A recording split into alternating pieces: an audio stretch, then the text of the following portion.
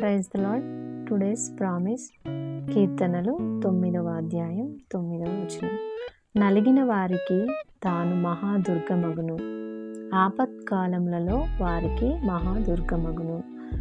So today దేవుడు మనకిస్తున్న promise, నలిగిన వారికి తాను మహాదుర్గమగును.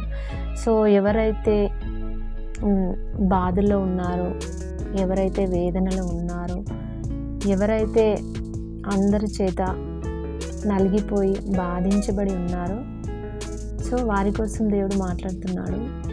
నలిగిన వారికి, ఎవరైతే దేవుని దగ్గరకు వస్తారో వాళ్ళకి మహాదుర్గమగును దేవుడు.